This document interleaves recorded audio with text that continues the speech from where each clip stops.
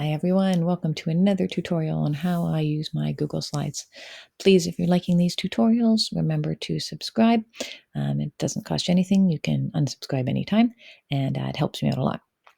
So today we're going to be talking about how I use a slide that has multiple different activities in it and share it with my students. So this is my word family slide set. As you can see, it's quite big. I wouldn't ever give this whole thing to the kids at once. So we would do like the as. And again, this is a review, not the first teaching. So as a group, I would share, screen share, going to present. And we would do one of the stories kind of per day. The kids would know that these Starfalls and this are different games that they can do during asynchronous time. Okay, to get out of the share, you're going to hit the escape. But before we do that, when you're watching one of these videos, you want to go to this square, right? Not to the YouTube. The YouTube will have commercials, okay? So you want to do the little square in the right-hand corner. So then we're going to do in edit mode. Okay? You do not want to be in present for this because it won't work. So this is just a simple drag and drop. You make the ice cream cone out of the little ice cream chunks. Okay.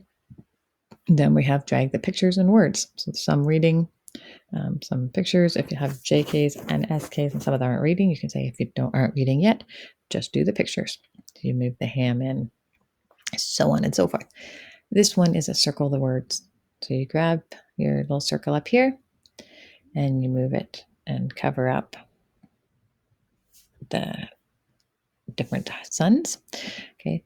This one is a bit more complicated. My kids have all figured out how to use the Scribble tool. If they're just using it for the first time, you may have to kind of guide them. It's easier on iPads because they can just use the highlight and drag their finger across. So you go to your Scribble tool up here, it's in the lines. Okay, and they're just going to connect. Right, and then you have to click it each time to make another line. And there you have it. Okay.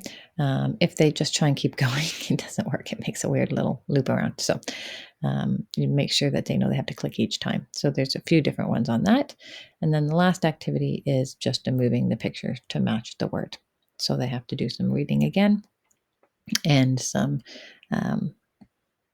moving around and finding the right add word. Oops, sorry. If you let it go, you get in your dictionary. So that is the simple set. Now to make this what I want to give them, I'm going to highlight the slides I want the kids to get that week. That's a shift, right click. Okay. And then I'm going to go to file and I'm going to go to make a copy, not the entire presentation. I only want the selected slides. I'm going to rename it, word families, and save it where I want to save it. And that's going to then go and make me a brand new one that just has those slides. Now that set of slides is the one I'm going to now share in my Google Classroom for the kids to do that day. Okay.